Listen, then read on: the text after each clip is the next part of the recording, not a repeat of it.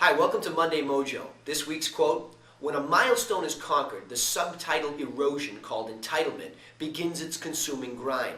The team regards its greatness as a trait and a right. Half-hearted effort becomes habit and saps a champion. That comes from Pat Riley, a former NBA player and coach. It's really incredible that when times get tough, the entitled get angry. Rather than roll up their sleeves and make the best of the worst, they throw the pieces on the floor and they kick and scream. While I have no real intention to make any political commentary now or ever, I can't get the picture out of my head of a woman on TV saying how great it was that President Obama was going to save her, pay her mortgage, forgive her debt, and just make everything okay. I actually felt sick for the woman. I know there are many who would yell and scream at somebody like this to wake up, get a job, take care of herself, but the truth is that our system has bred this type of thinking, whether we like it or not. As this economic downturn continues, the veil has been lifted to reveal an ugly underside of laziness and entitlement. What's even scarier is that the government, by the way, that's really you and me, is stepping in to bail out the mistakes of the past. Companies like GM that have for years neglected to consider the societal changes and demands that shape their future. Or, even worse, the internal battle between unions and management. Consider the Boston Globe. If the unions didn't consider a scale back, the company would be defunct. That's right, kaput.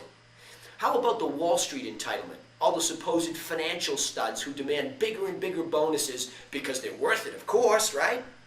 Really? Last I checked, over the long haul, I don't see too many of these geniuses delivering extraordinary returns, do you? You see, the issue here is that the silent majority, those hard-working millionaire next-door types, are still relatively quiet. Sad to say, they seem to take whatever comes their way and make the best of it. They cut back on their expenses. They plan better. Plain and simple, they live below their means. Go investigate the belly of the United States. That's right, the real guts. They're the people that dress in uniform to protect this country and its ideals and freedoms. The only entitlement they know is the one granted to them by those who carved the yellow brick road a long time ago. And they're willing to reciprocate and die for it. This disease has also affected even some of the most well-intentioned. I had a sweetheart of a client say to me, well, after 20 years of doing this, it should be much easier. Absolutely wrong. We made the promise that, who really made the promise actually, that this would ever be easy? Who said that your service or product would always be in demand? Who said that you could stop growing and adapting? Maybe Darwin could have mentioned that the dinosaurs were gone now because they thought they were entitled. Even the top of the food chain is always on the endangered species list. So what can we do about this? Well, the first step is to recognize that nobody's coming. Obama or any president is not going to save you from anything. There's no bag of money that's being dropped off on your doorstep so that you can sit back in your lounge chair and be lazy. We need to remind ourselves how we're wired. Aristotle, by the way, a relatively smart guy, had it right. We're teleological. That means goal-seeking. Without something to strive for, we're rendered useless and first on the list of next in line to become extinct. By having goals, we're alive and ready. And who cares what you're after? It's money? Great. If it's helping people, wonderful. Who cares what anyone thinks? It's what you want. You don't need anybody's permission, just do it. We talked about how self-responsibility is a real asset. Now's the time to act. I know it seems like climbing Mount Everest, but as far as I know, nobody ever climbed a mountain in one leap. They started at the bottom and sweated it out. If you've ever had a good workout before, then you know the feeling while the sweat drips down your face, and you know that it was all you, baby. Maybe you had a great coach, but it was you who did the work.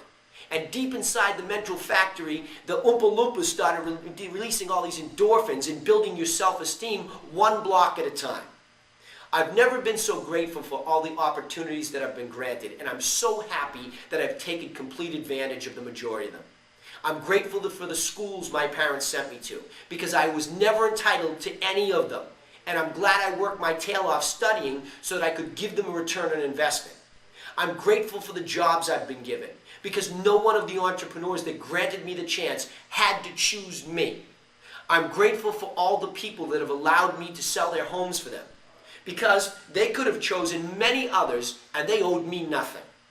I'm also extremely grateful of the wonderful people that work with me in my companies because they get it and they come prepared to battle each and every day. Mostly, I've never been more thankful for the example that a few people have shown me. No need to call them by name because I've already told them. They're people that just get up each day and get it done. They take every thankless task with a smile and persevere.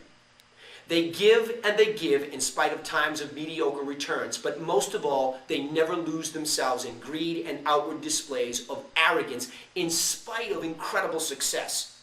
So to the entitled, beware. There are many of these solid people, more than you think.